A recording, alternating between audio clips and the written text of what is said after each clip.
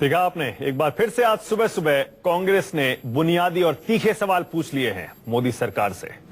संजीव त्रिवेदी और जानकारी के साथ जुड़ गए हैं। संजीव, आप पहले बता रहे थे कि आज हो सकता है सुषमा स्वराज एक प्रेस कॉन्फ्रेंस करें, और इस बीच खबर यह आ रही है कि शाम 4:30 बजे खुद राजनाथ सिंह और अरुण जेटली प्रेस कॉन्फ्रेंस करने वाले हैं। संजीव, इसका मतलब यह है कि सरकार पर दबाव आखिर इतना बढ़ गया इस मुद्दे पर कि अब बड़े नेताओं को सामने आकर सफाई देनी पड़ेगी।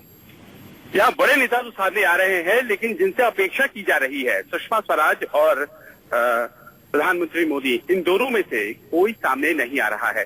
और हालांकि सुबह से ये सूचना थी कि सुषमा स्वराज खुद बयान दे सकती हैं, लेकिन देखिए तस्वीर ने पलटा खाया है और अब राजनाथ सिंह और अरुण जेटली सामने आने वाले हैं।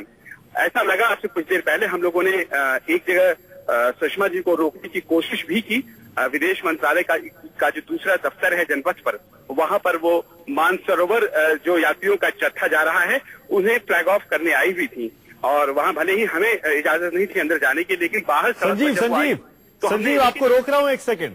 इस समय खबर ये मिल रही है कि सुषमा स्वराज प्रेस कॉन्फ्रेंस करेंगी और उसमें अरुण जेटली के साथ साथ राजनाथ सिंह भी मौजूद होंगे। बड़ी खबर है इस वक्त की। ऐसा लगता है कि सुषमा स्वराज अब बाहर आकर सारे सवालों के जवाब देने को तैयार दिख रही है। संजीव, बिल्कुल वैसे ही जैसे पहले आप बता रहे थे। अमित कुमार और जानकारी दे रहे हैं। अमित, क्या साफ हो गया है सुषमा स्वराज प्रेस कॉन्फ्रेंस करेंगी आज?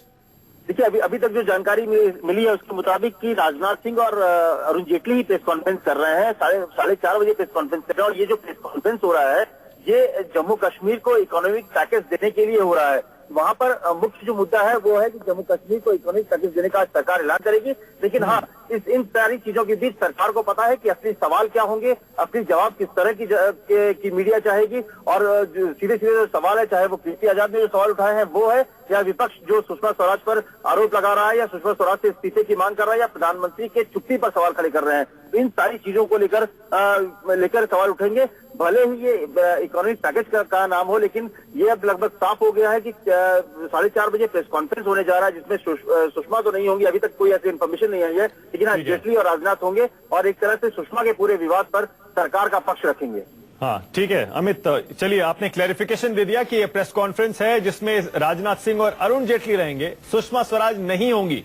यानी संजीव, जो आप पहले बात कह रहे थे, अभी भी ऐसा लग रहा है कि सुषमा स्वराज और प्रधानमंत्री मोदी इस पर चुप रहेंगे और सामने आकर राजनाथ सिंह और अरुण जेटली जवाब देंगे। लेकिन संजीव, अरुण जेटली का सामने आना बहुत इंपॉर्टेंट है इसमें, क्योंकि ललित मोदी के खिलाफ जो मामले चल रहे हैं एनफोर्समेंट डायरेक्टरेट में, वो फाइनेंस मिनिस्ट्री के अंदर आता है। तो अरुण जेटली का सामने आना बहुत अहम है।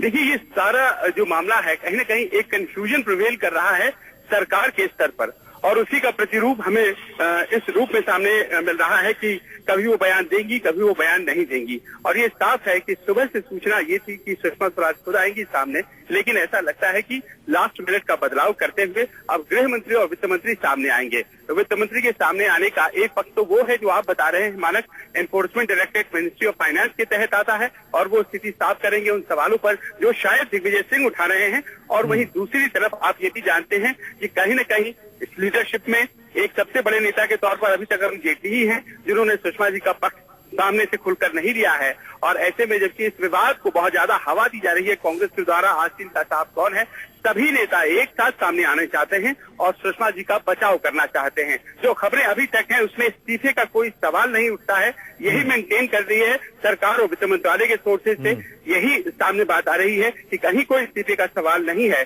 और इस मामले को जिस तरह से कभी कभी चुप होकर के ब्लो ओवर कर दिया जाता है, आपको याद होगा गेट का मामला, कुछ उसी प्रकार के फॉर्मूले को इस्तेमाल करने की कोशिश यहाँ पर प्रधानमंत्री कार्यालय और विदेश मंत्रालय करने वाला है, यही लग रहा है।